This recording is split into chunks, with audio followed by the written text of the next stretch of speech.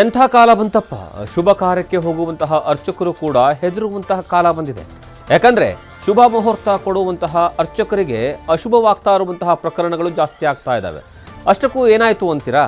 ಈ ಸ್ಟೋರಿ ನೋಡಿ, ನಿಮಗೆ ಗೊತ್ತಾಗುತ್ತೆ.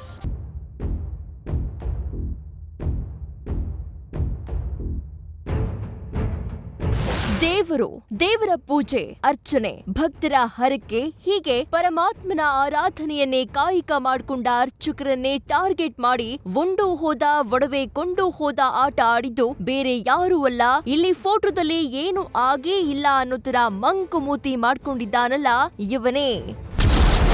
ಈ ಖತರ್ನಾಕ್ ಕದೀಮನ ಹೆಸರು ಪ್ರವೀಣ್ ಭಟ್. ಈತ ಮೈ ಮೇಲೆ ಧರಿಸಿದ್ದ ಒಡವೆಯನ್ನ ಯಾಮಾರಿಸಿ ಕಳ್ಳತನ ಮಾಡ್ತಾನೆ.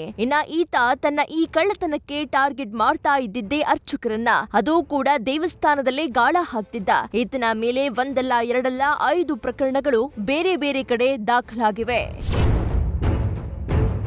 ಈಗ ಅರ್ಥ ಆಯ್ತಾ ಈ ಆರೋಪಿ ಪ್ರವೀಣನ ವಂಚನೆಯ ಪ್ರವೀಣತೆ ಏನು ಅಂತ? ಅರ್ಥ ಆಗಿಲ್ಲ ಅಂದ್ರೆ ಡೀಟೇಲ್ ಆಗಿ ಹೇಳ್ತೀವಿ ಕೇಳಿ.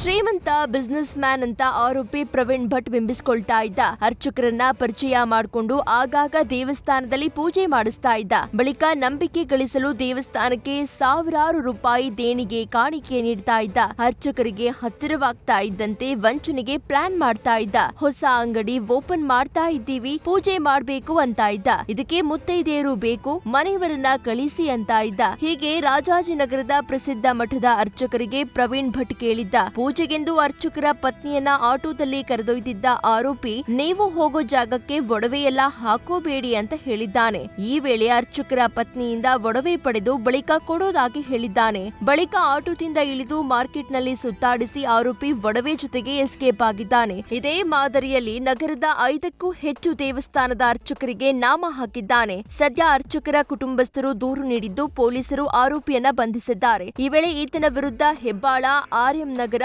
ಸಿಟಿ ಮಾರ್ಕೆಟ್, ಸಿಕೆ ಅಚ್ಚುಕಟ್ಟು ಠಾಣೆಯಲ್ಲಿ ಎಫ್ಐಆರ್ ದಾಖಲಾಗಿರುವುದು ಪತ್ತೆಯಾಗಿದೆ. ಸದ್ಯ ಬಂಧಿತನಿಂದ ಒಟ್ಟು 15 ಲಕ್ಷ ಮೌಲ್ಯದ 116 ಗ್ರಾಂ ಚಿನ್ನ, 409 ಗ್ರಾಂ ಬೆಳ್ಳಿಯನ್ನ ವಶಕ್ಕೆ ಪಡೆಯಲಾಗಿದೆ. ಈ ಆರೋಪಿ ಏನು ಪ್ರವೀಣ್ ಭಟ್ ಇದ್ದಾರೆ, ಇವರು ರಿಪೀಟೆಡ್ಲಿ ದೇವಸ್ಥಾನಗಳಲ್ಲಿ ಮತ್ತೊಂದು ಕಡೆ ಹೋಗಿ ಈ ರೀತಿ ಜನರನ್ನ ಪರಿಚಯ ಮಾಡಿಕೊಂಡು ನಂಬಿಕೆ ಬರುವ ಹಾಗೆ ಮಾಡಿ ಸಬ್ಸಿಕ್ವೆಂಟ್ಲಿ ಅವ್ರಿಗೆ ಈ ಥರ ಪೂಜೆಗೆ ಅಂತ ಕರೆದು ಅಟೆನ್ಷನ್ ಡೈವರ್ಷನ್ ಟೈಪ್ ಮಾಡಿ ಅವ್ರ ಹತ್ರ ಇರ್ತಕ್ಕಂಥ ಒಡವೆಗಳನ್ನು ತೆಗೆದುಕೊಂಡು ಹೋಗುವಂಥ MO ಇರುವಂಥ ಒಬ್ಬ ಆರೋಪಿ ಅಂತ ಗೊತ್ತಾಗಿದೆ. ಈ ವ್ಯಕ್ತಿಯನ್ನು ದಸ್ತಗಿರಿ ಮಾಡಿದ ಮೇಲೆ ಒಟ್ಟು ನಮ್ಮಲ್ಲಿ ರಾಜಾಜಿನಗರ, ಹೆಬ್ಬಾಳ, ರಾಮಮೂರ್ತಿ ನಗರ, ಸಿಟಿ ಮಾರ್ಕೆಟ್ ಮತ್ತು ಸಿಕೆ ಅಚ್ಚುಕಟ್ಟು ಪೊಲೀಸ್ ಠಾಣೆ ಒಟ್ಟು 5 ಪ್ರಕರಣಗಳು ಪತ್ತೆಯಾಗಿದೆ.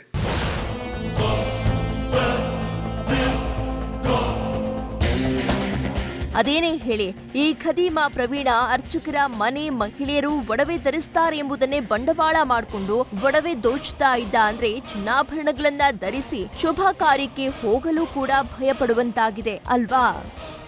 Shivakumar, news first, Bengaluru. News first ನಿರ್ಭೀತಿಯಿಂದ ನಿಮ್ಮ ಪರವಾಗಿ.